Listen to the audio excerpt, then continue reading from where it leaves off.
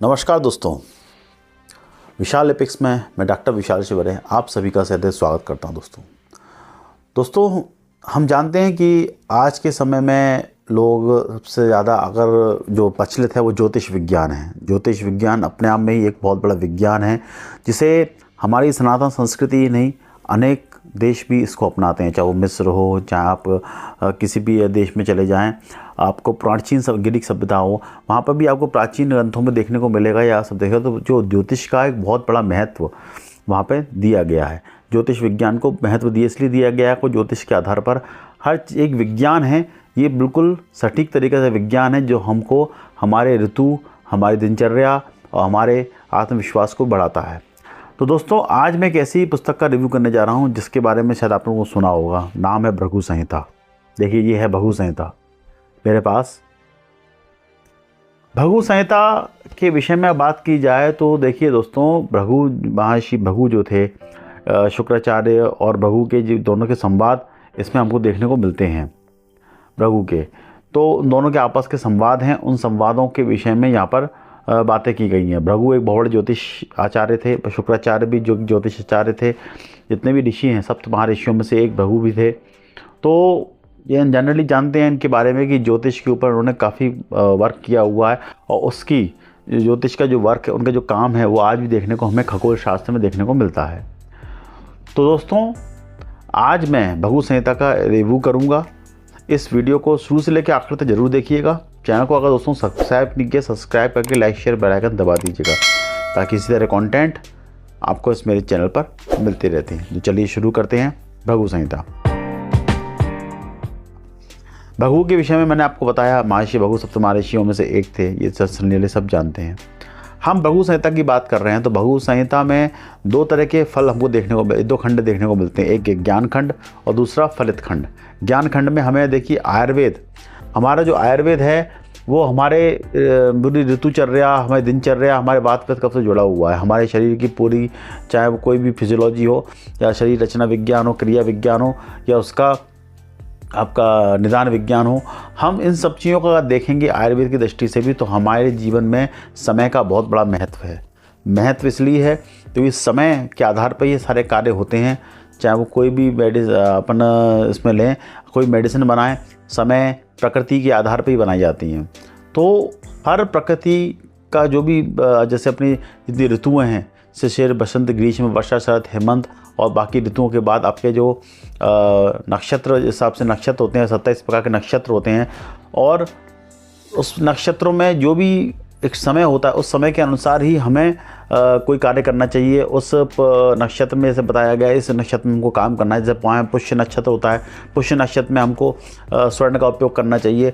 तो ये सब जितने भी नक्षत्र हैं और जो समय है वो जो ग्रहों की दिशाएं हैं, जो हमारा खगोल शास्त्र जिसको कह सकते हैं, उस ग्रहों की दिशाएं हैं, उस दिशा के आधार पर ही उनका प्रभाव हर मनुष्य पर पड़ता है। हम मनुष्य पे नहीं, हर जीव जंतु पे ही नहीं, बल्कि हमारे हर मेडिसिन, चाहे कोई भी मेडिसिन बनाए उस पर भी उन सबका प्रभाव पड़ता है। उसी के आधार पर मेडिसिन फलीभूत होती है।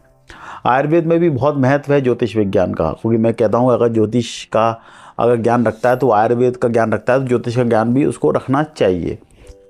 हालांकि आयुर्वेद मैं अगर टॉपिक से थोड़ा सा अलग जा रहा हूँ, लेकिन यहाँ पे हम ज्योतिष की बात कर रहे हैं।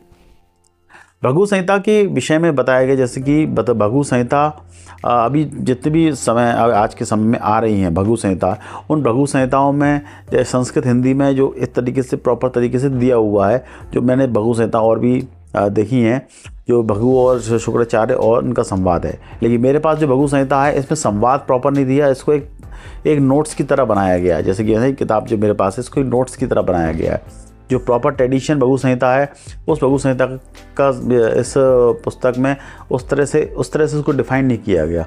इसमें वहाँ से उस चीज़ों को उठाया गया है और उठाने के बाद इस किताब को एक प्रॉपर नोट्स की तरह बनाया गया है। तो ये किताब अगर ज्योतिष के हिसाब से देखी जाए, ज्योतिष को जानने के हिसाब से देखी जाए तो ये किताब अभी जो मेरे पास है वो परफेक्ट है। जो ओरिजिनल जो भृगु संहिता है उसको पढ़ना थोड़ा सा आपके लिए कॉम्प्लिकेटेड हो सकता है, क्योंकि उसमें जो जिस भाषा का उपयोग किया गया है वो भाषा बहुत कठिन है, वो एक ज्योतिषी समझ सकता है। आप इसको पढ़ने के बाद आप ओरिजिनल लघु संहिता जब पढ़ेंगे तो वहाँ पे आपको बहुत सारी चीज़ें समझ में आएंगी।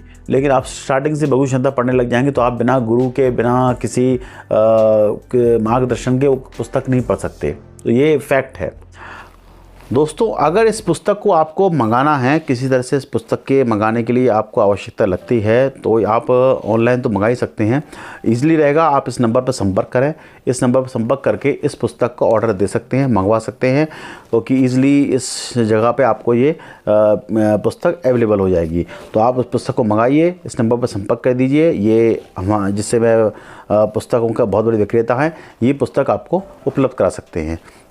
आप दोस्तों बात इस लघु संहिता करते हैं। मैंने पहले ही बताया कि ज्योतिष विज्ञान की सबसे महान पुस्तकों में से एक आती है। ज्योतिष का जो विज्ञान है उसमें अपनी कुंडली, राशि, भाव, सब तरह के और नक्षत्र, आपके पूरे ऋतुएं, समय का जो बहुत विशेष महत्व का है। इस नक्षत्र में जिसको पैदा होना है उसी के अनुसार से कुंडली बनती है, कुंडली, लग्न, इन सब चीज़ों का वर्णन मिलता है। ये सब ज्योतिष के शब्द हैं, जनरली आज की डेट में सभी जानते हैं। तो ज़्यादा उसमें डीप न जाते हुए इसकी किताब का रिव्यू करते हैं। तो अब ये पुस्तक जो है, इसकी जो अगर हम कीमत देखी जाए जो मेरे पास बहुत है, इसकी 900 रुपये कीमत है, दे सकते हैं। इसकी 900 रुपये कीमत है इसकी। और अभी मैं इस बुक्स का आपको एक शॉर्ट में आपको इस पुस्तक को दिखाऊंगा कि इसमें कैसे वर्णन दिया गया है। हालांकि प्रिंटिंग वाइज अच्छी है बुक, और मैं कहता हूं कि इस पुस्तक को पढ़ने के बाद उसको ज्योतिष का थोड़ा बहुत व्यक्ति को ज्ञान जरूर हो जाएगा। फिर भी मैं कहूँगा ज्योतिष पढ़ने के लिए एक गुरु आपको होना आवश्यक है। गुरु से आजकल तो बहुत सारे ऐप चल रहे हैं जिसमें एक व्यक्ति बताता है ज्योतिष के विज्ञान के विषय में। तो ज्योतिष का ज्ञान होना, ज्योतिष के ज्ञान के लिए गुरु का आवश्यक होना जरूरी है। गुरु रहेगा तो आपको ज्योतिष का प्रॉपर आपको बता सकता है, किस आपके कुछ डाउट्स होंगे वो क्लियर कर सकता है। क्योंकि कोई पुस्तक पढ़ने से कोई आदमी विद्वान नहीं बन जाता। पुस्तक पढ़ेगा, पुस्तक पढ़ने के बाद अगर किसी गुरु की शरण में जाएगा तो प्रॉपर तरीके से वो इस ज्योतिष विज्ञान को सीख पाएगा। जैसे कि आप देखें जाएँ तो हनुमान जी के गुरु सूर्यदेव थे। सूर्यदेव ने उनको ज्योतिष के विषय में बहुत कुछ बताया, उनको और भी अष्ट सिद्धियाँ, 9 निधि की अष्ट सिद्धियाँ दी। तो ये भी सभी एक गुरु के द्वारा ही उनको मिली हैं, तभी वो इतना भूत भविष्य वर्तमान देख सकते थे। और जो श्री राम जी के साथ सहयोग करके उन्होंने पूरा सब काम किया और हर तरह का रूप धारण कर सकते थे। उनकी अष्ट सिद्धियाँ जो तांत्रिक हनुमान के रूप में हम देखने को मिलती हैं, तो वो सब चीज़ें देखने को, वो सब चीज़ें ये इसी आधार में मिलती है, गुरु के आधार में मिलती है। गुरु का एक बहुत विशेष महत्व हमें दिया गया है। हालांकि देखा जाए तो मैं अपने बारे में बताऊं तो लघु संहिता जो है प्रॉपर अगर पढ़ तो रहा हूँ, ज्योतिष में बहुत डीपली मैं अध्ययन नहीं कर पाया हूँ, लेकिन इतना समझ गया हूँ कि इस पुस्तक में 2 खंडों में जो ज्ञान खंड और फलित खंड, ज्ञान खंड में आपको पूरे ज्योतिष का ज्ञान कराया गया है, और फलित खंड जो है इसके अंदर भाव में सब दिए गए हैं कि कैसे कैसे फल प्राप्त होता है, उसके विषय में यहाँ पे दिया गया अलग तरीके से। तो चलिए हम डिस्प्ले पे चलते हैं, इस पुस्तक को दिखाते हैं आपके समक्ष, और आप इस पुस्तक को देखिए कि आपको पुस्तक पे समझ में आती है। मेरे हिसाब से नोट्स के हिसाब से पुस्तक अच्छी है, इसको पढ़ना चाहिए। तो चलिए हम डिस्प्ले पे चलते हैं। देख सकते हैं ये है आपकी लघु संहिता।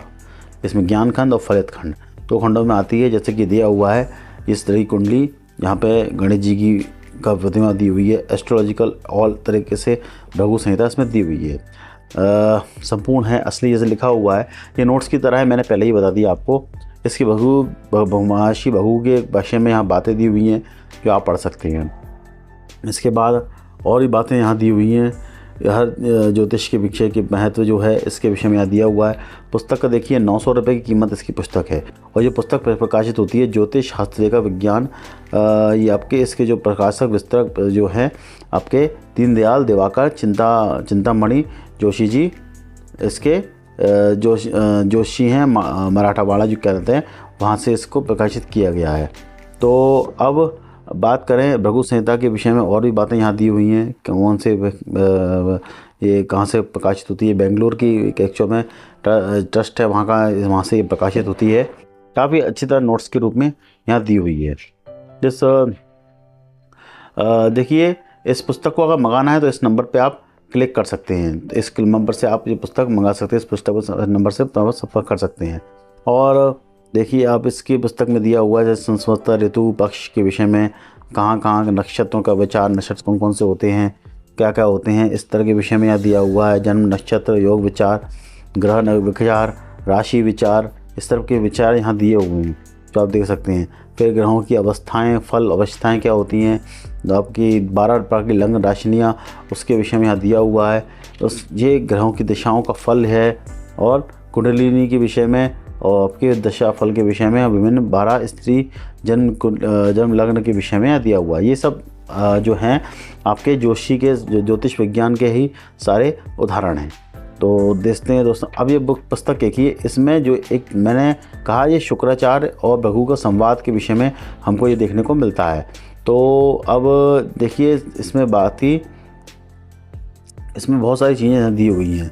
तो जो संवंतर हैं इनके नाम जो हैं कि किस कैसे इसके संवंतर होते हैं, और प्रारंभिक ज्ञान, नक्षत्रों ज्ञान, भाव, तिथि, ये सब उनके ज्योतिष के, सरल ज्योतिष के वो हैं। तो नोट्स की तरह देखिए मैंने इस पुस्तक को दिखाया है। आपको ये पुस्तक प्रॉपर देखने को मिलेगी, आप इस पुस्तक को पढ़ेंगे तो आपको बहुत कुछ अच्छा देखने को मिल जाएगा नोट्स की तरह। संस्कृत में नहीं है बुक, पूरे हिंदी में है, आप देख सकते हैं। तो ये पुस्तक आप देखेंगे वह काफ़ी आपको नॉलेज इस पुस्तक को पढ़ने के बाद एक बार मिलेगी। तो एक बार इस पुस्तक को पढ़ें, उसके बाद पढ़ने के बाद ही आगे ज्योतिष में रुचि रखें। तो ये बहुत तरीके से ज्योतिष को यहाँ डिफाइन किया गया है। फल, ग्रह, नक्षत्र, कौन सा भाव रहता है, अष्टम भाव, 8वें ग्रह में चंद्र का भाव कैसा रहता है। तो ये सब चीज़ें हैं, आपको ये सब चीज़ें क्लियर होंगी इस पुस्तक को पढ़ने के बाद। तो इस पुस्तक को मंगाएं। आपको ये पुस्तक चाहिए दोस्तों तो आप इस नंबर पे जो आपको डिस्प्ले पे दिख रहा है, इस नंबर पे आप संपर्क कर सकते हैं, और आप इस पुस्तक को अवश्य मंगाइए। और आप इस पुस्तक को मंगवाने के बाद जो भी आपको अच्छा लगे आप कमेंट बॉक्स में ज़रूर डालिए। तो दोस्तों आशा है आपको मेरा ये वीडियो पसंद आया होगा, आपको काफ़ी हद तक नॉलेज मिली होगी इस वीडियो के माध्यम से। तो हालांकि मैं पहले भी कह चुका हूँ, भृगु संहिता नाम से तो और भी बहुत सारे ग्रंथ आते हैं। ओरिजिनल भृगु संहिता आती है, वो ताड़पत्रों पे जो मिलती है, वो संस्कृत, हिंदी, संस्कृत में जो ऑलरेडी भृगु संहिता हमारे सामने उपस्थित है, प्राचीन ग्रंथ है बहुत बड़ा सनातन का, तो वो बहुत दुर्लभ ग्रंथ है। तो वो उसके आधार पर ही एक नोट्स की तरह इस पुस्तक को बनाया गया है। मेरे हिसाब से तो ये पुस्तक पहले पढ़ लेनी चाहिए व्यक्ति को, उसके बाद ओरिजिनल भृगु संहिता पढ़ेगा तो उसको बहुत कुछ समझ में आएगी, चीज़ें क्लियर होंगी, और गुरु का होना तो आवश्यक है ही, इसमें तो नो डाउट है। तो दोस्तों आशा है ये वीडियो आपको अच्छा लगा होगा, इसमें काफ़ी कुछ जानकारी आपको मैंने इस वीडियो में दी होंगी।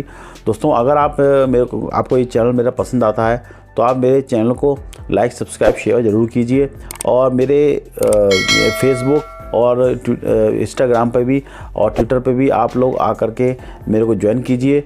इसके अलावा आपको थैंक्स बटन में भी क्लिक करके आप मेरा सपोर्ट कर सकते हैं। चैनल का सपोर्ट करने के लिए आप QR कोड पे भी मेरा चैनल का सपोर्ट कर सकते हैं, ताकि इसी तरह के धार्मिक ग्रंथों को मैं लेकर के खरीद के आपके समक्ष उपस्थित कर सकूं। इसमें बहुत सारी धनराशि की आवश्यकता होती है। तो दोस्तों आशा है कि आपको वीडियो पसंद लगा होगा। तो इसी के साथ मैं इस वीडियो को विराम देता हूँ और मिलता हूँ अगले वीडियो में। तब तक के लिए जय हिंद, जय भारत, जय श्री राम।